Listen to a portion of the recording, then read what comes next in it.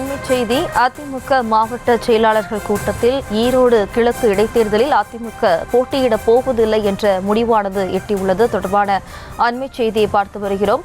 சென்னையில் நடைபெற்ற அதிமுக மாவட்ட செயலாளர்கள் கூட்டத்தில் இந்த முடிவானது எடுக்கப்பட்டுள்ளது.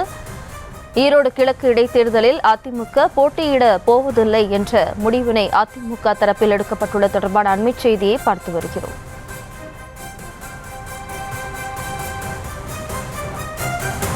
கூடுதல் விவரங்களோடு நமது செய்தியாளர் ராஜேஷ் இணைகிறார். வணக்கம் ராஜேஷ், மேலும் விவரம்.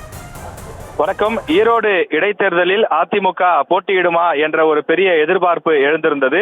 மாவட்ட செயலாளர்கள் கூட்டமும் நடைபெற்று வரக்கூடிய சூழ்நிலையில் பெரும்பாலான மாவட்ட செயலாளர்கள் நாம் இந்த தேர்தலில் போட்டியிட வேண்டாம் என அக்கட்சியினுடைய பொதுச் செயலாளரிடம் வலியுறுத்தியிருக்கிறார்கள்.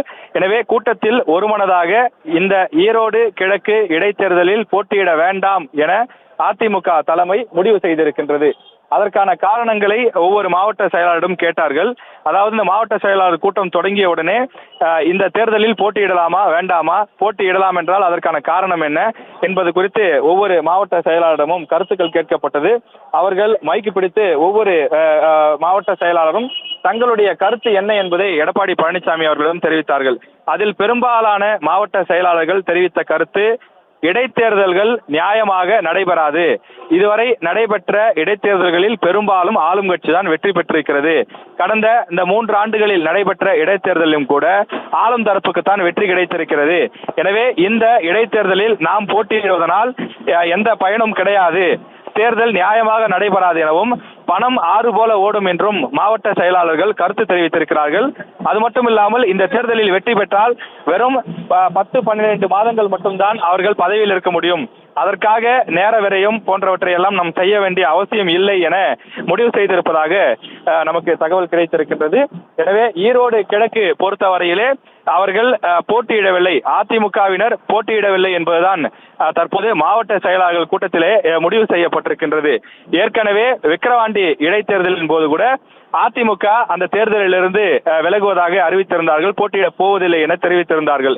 அப்போதும் காரணம் இதே போலத்தான் தெரிவித்திருந்தார்கள், இடைத்தேர்தல்கள் நியாயமாக நடைபெறுவதில்லை, இந்த ஈரோடு கிழக்கு இடைத்தேர்தலில் கூட பணம் ஆறு போல ஓடியது என்பதெல்லாம் சுட்டிக்காட்டி அதன் காரணமாக நாங்கள் புறக்கணிக்கிறோம் என்று குறிப்பிட்டிருந்தார்கள். ஆனால் இந்த தேர்தலை பொறுத்தவரையில ஒரு டைலமோ என்று சொல்லக்கூடிய வகையில் ஒரு 50-50 மனநிலையில் தான் இருந்தார்கள். காரணம், அது மேற்கு மண்டலம் ஈரோடு என்பது அதிமுகவுக்கு வலுவாக இருக்கக்கூடிய ஒரு பகுதி. எனவே போட்டியிடலாமா, அதிலும் குறிப்பாக திமுகவினுடைய கூட்டணி கட்சி கூட இல்லாமல் நேரடியாக திமுகவை களம் காண்கிறது. எனவே நேரடியாக அதிமுக களம் கண்டால் திமுக வர்சஸ் அதிமுக என்று களம் மாறும். எனவே கட்சியினர் உற்சாகம் அடைவார்கள் என்றெல்லாம் கூட ஒரு சிலர் யோசனை தெரிவித்திருக்கிறார்கள்.